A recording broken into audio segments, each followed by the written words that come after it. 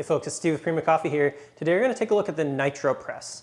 Now this is basically a converted whipping siphon, and it's one of the best ways that we've found to make nitro coffee at home. And I mean real nitro coffee, because we're using pure nitrogen gas canisters rather than something like this, which is nitrous oxide, the same kind of gas canister that you would use for making whipped cream. Now people have tried this before.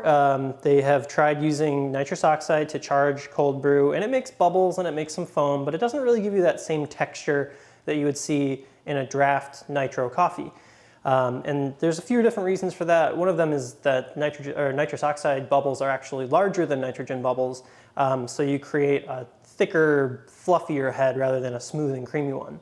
Another reason is that when you dispense out of a normal siphon tip, you don't have any restriction like you would have in a stout faucet, which is what you would use for draft nitro coffee. So the NitroPress here actually solves both of those problems. We're going to use actual nitrogen gas, and then their specially designed dispensing tip has a restriction mechanism as well as an aerating nozzle. So it's much more like a stout faucet than your traditional whipping siphon.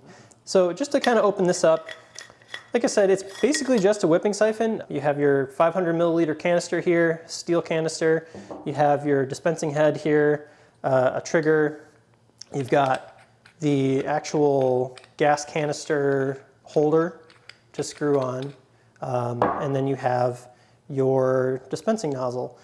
Now this nozzle will actually fit if you have like an EC siphon, ISI, this nozzle will actually fit one of those. It's the same like 6 millimeter threaded mounting nozzle. So if you want to put it onto an existing whipping siphon, you can. Currently we don't sell them separate, but we're hoping that we can. But anyway, so you have your dispensing tip, screw it right onto the valve stem, get it nice and tight. We're gonna take I've just got some plain old cold brew here, nothing special. Pretty average cold brew. It's brewed at about a 1 to 8, 1 to 10 ratio, and then diluted a little bit. So now all I have to do is screw my top on, and then I'm going to charge it with just one nitrogen capsule. So just one of these guys. You can get them in packs of 10.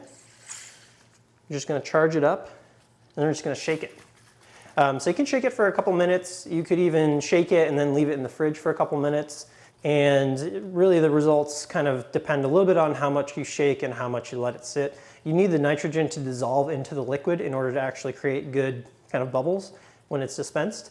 We wouldn't recommend using too many chargers. It can be tempting to say, well, I want more foam, so I should inject more gas.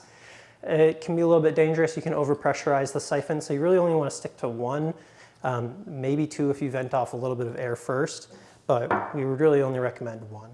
I've shaken it a little bit. I might not have great head. You could take a little bit longer to shake, but in the interest of kind of doing a video demonstration, I'm not going to shake it too much.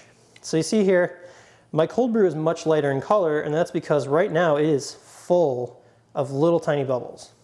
So I'll let that just kind of sit and settle for a little bit and talk a little bit about kind of how this whole thing works. Again, we have this nozzle here.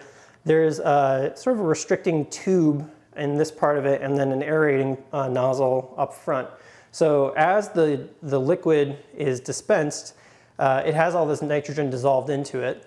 Those bubbles come out of solution when they hit the nozzle because they hit atmospheric pressure. And then they're small bubbles. So as they're coming out of solution, they're little tiny bubbles, and then it gets pushed through that aerating nozzle, which helps build a little bit more foam. And as you can see here, we're getting a nice little head kind of settling out. Now, you don't have to use this just for coffee. You can make cocktails with it. You could even do coffee cocktails. We're going to come up with a whole bunch of different recipes to show you in a blog post.